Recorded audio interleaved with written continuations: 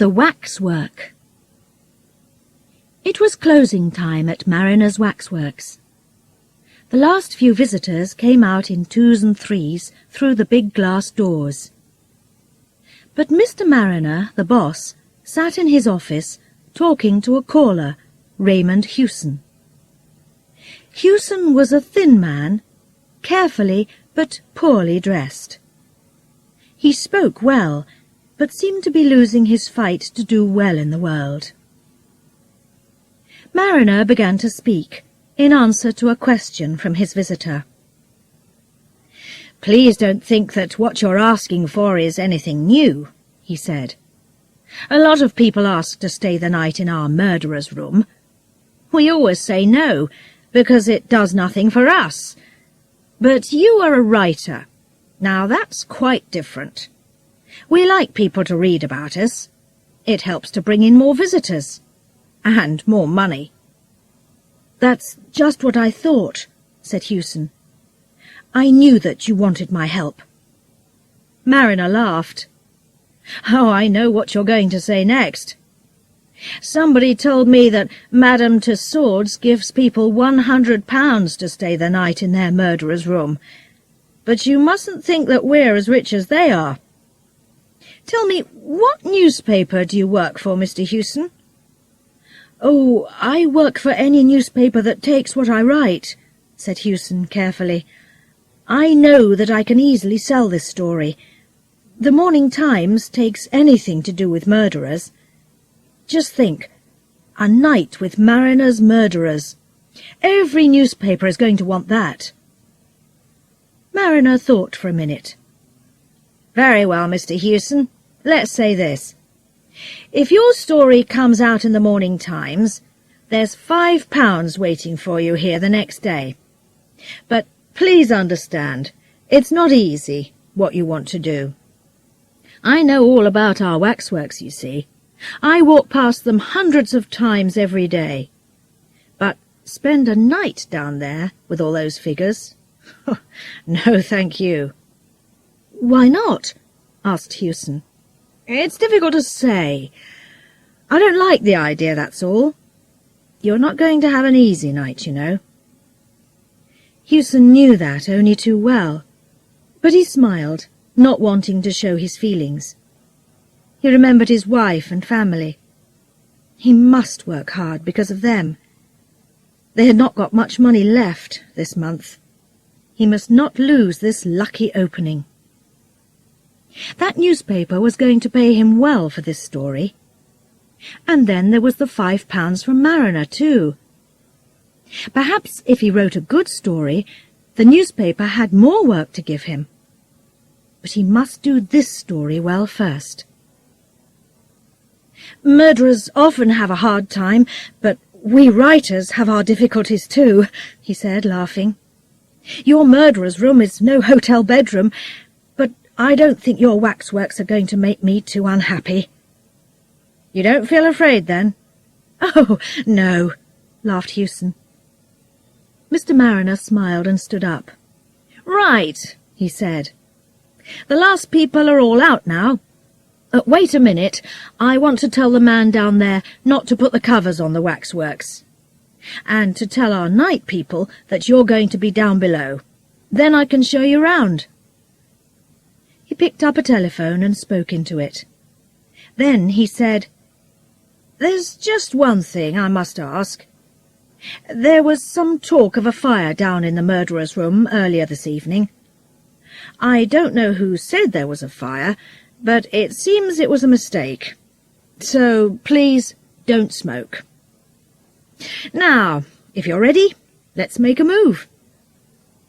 Hewson followed Marriner through 5 or 6 rooms, where his men were at work covering up the kings of England and other famous people. Marriner spoke to one of the men, asking him to bring an armchair to the murderer's room. "I'm sorry, but that's the best we can do," he said. "Perhaps if you sit in the chair, you can get some sleep." He took the writer down to the murderer's room. It was a big room, without much light. Hewson thought of a church.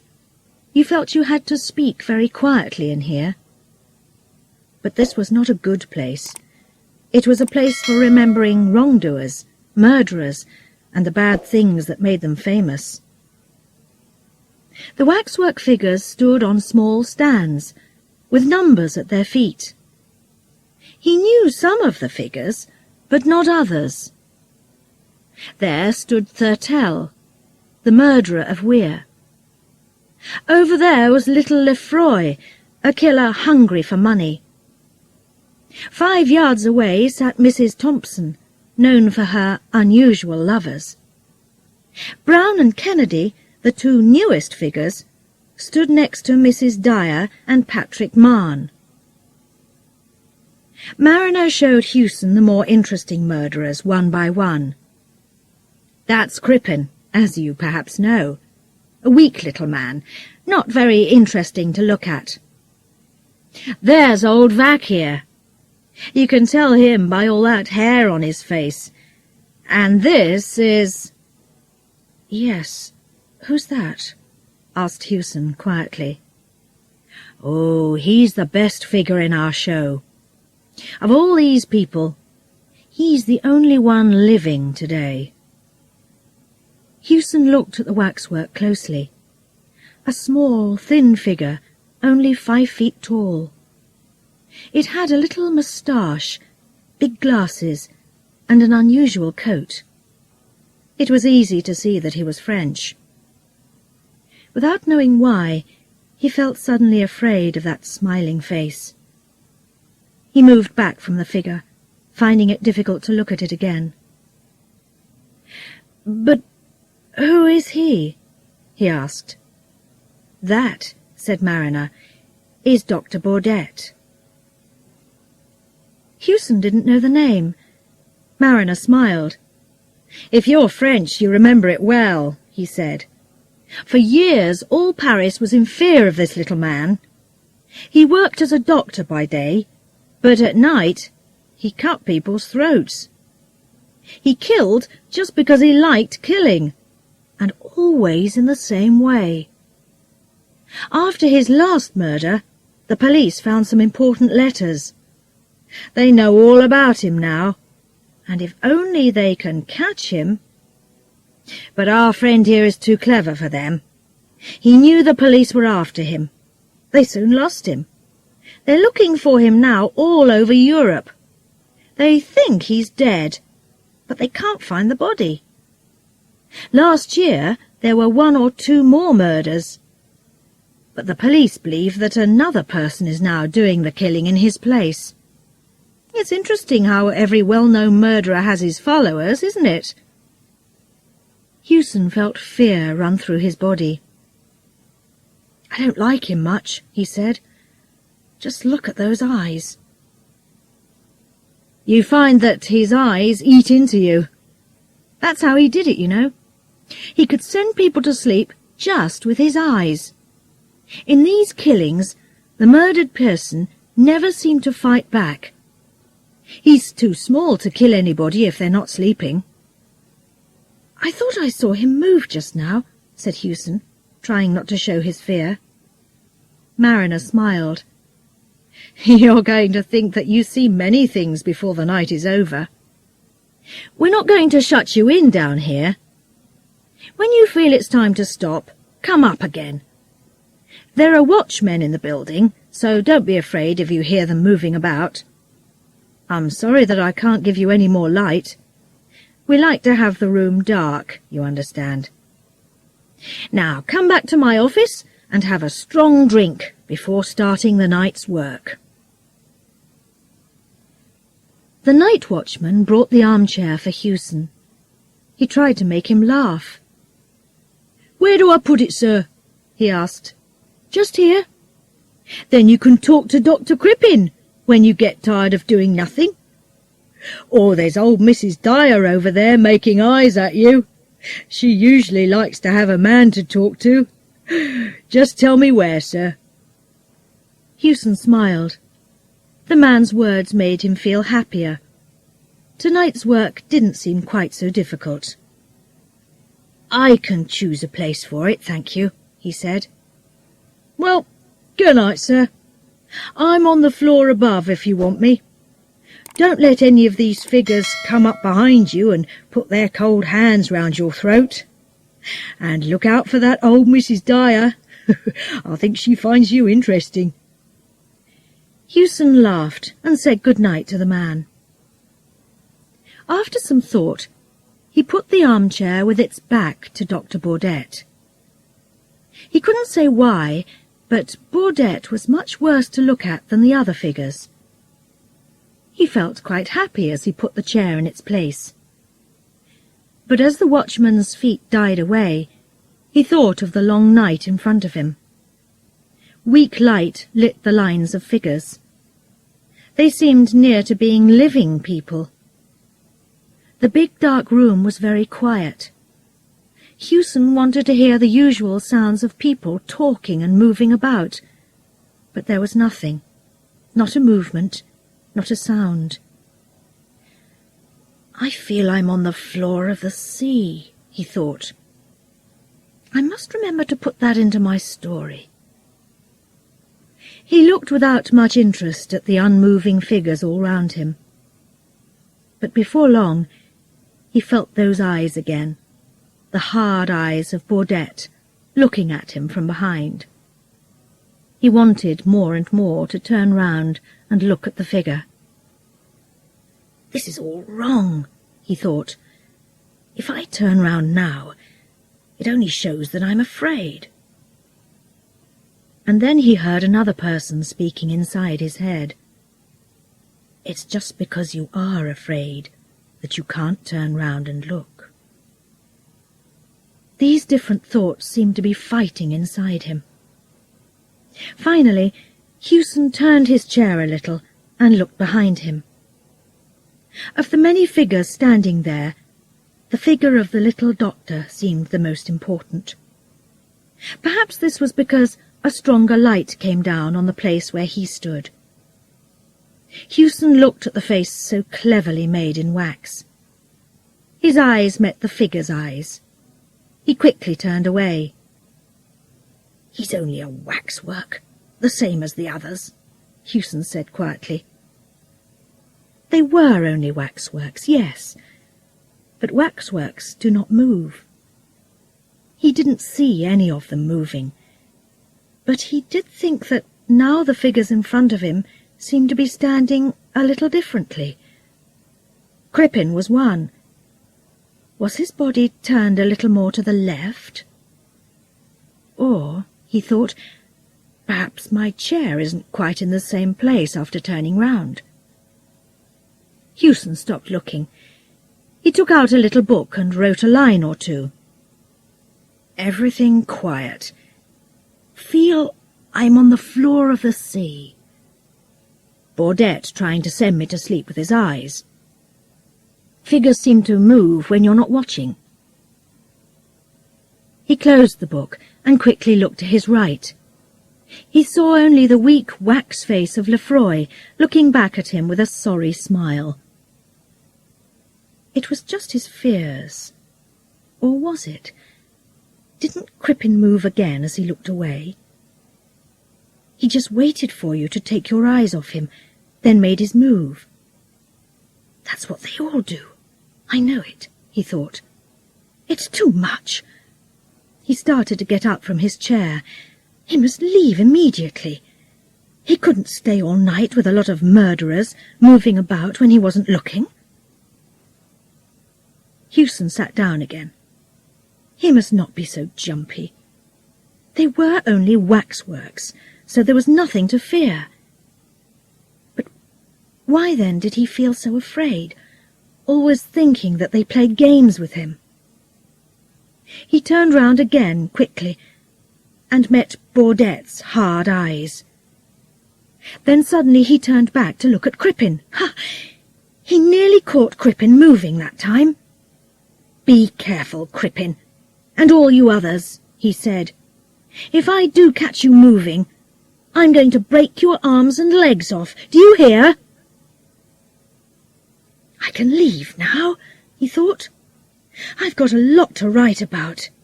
A good story. 10 good stories. The Morning Times isn't going to know how long I stayed here. They aren't interested. But the watchman is going to laugh if he sees me leaving so early. And then there's the money from Marriner. I don't want to lose that. But this was too hard. It was bad that the Waxworks moved behind your back. But it was worse that they could breathe. Or was it just his breathing, seeming to come from far away? These figures seemed to be doing what children do in a lesson, talking, laughing and playing when the person giving the lesson turns his back. There I go again, he thought. I must think about other things. I'm Raymond Hewson. I live and breathe. These figures round me aren't living. They can't move and speak as I can. They're only made of wax. They just stand there for old ladies and little boys to look at.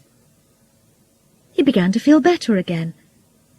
He tried to remember a good story a friend told him last week. He remembered some of it, but not all. He had the feeling that Baudette's eyes were on him again.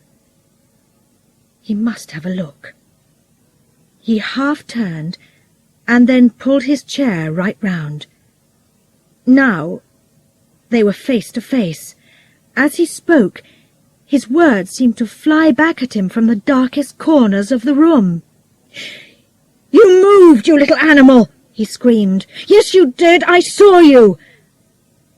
Then he sat, looking in front of him, not moving, cold with fear.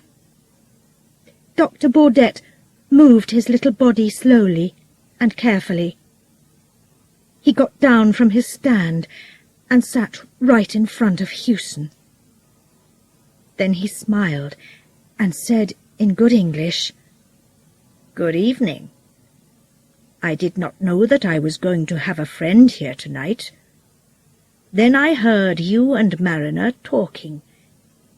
You cannot move or speak now until I tell you. But you can hear me quite easily, I know. Something tells me that you are, let's say, a little afraid of me. Make no mistake, sir. I am not one of these poor dead figures suddenly turned into a living thing. Oh, no. I am Dr. Baudette in person." He stopped and moved his legs. "I am sorry, but my arms and legs are quite tired. I don't want to take up your time with my uninteresting story. I can just say that some unusual happenings brought me to England. I was near this building this evening when I saw a policeman looking at me too closely. I thought perhaps he wanted to ask me some difficult questions, so I quickly came in here with all the other visitors. Then I had a very good idea. I told somebody that I saw smoke. Everybody ran out into the street, thinking there was a fire. I stayed here. I undressed that figure of me, put on its coat, and quickly put the figure at the back of the room, where nobody could see it. Then I took its place here on the stand. I must say that I had a very tiring evening. But luckily the people didn't watch me all the time. I could breathe sometimes, and move my arms and legs a little. What Marriner said about me was not very nice, you know. But he was right about one thing. I am not dead. It's important that the world thinks I am. What he said about my doings is mostly right, too. Most people, you know, collect something or other. Some collect books, some collect money, others collect pictures or train tickets, and me, I collect throats. He stopped talking for a minute and looked at Hewson's throat carefully. He did not seem to think it was a very good one. "I'm happy you came tonight," he went on. "You mustn't think that I don't want you here. It was difficult for me to do any interesting collecting over the last few months, so now I'm happy to go back to my usual work.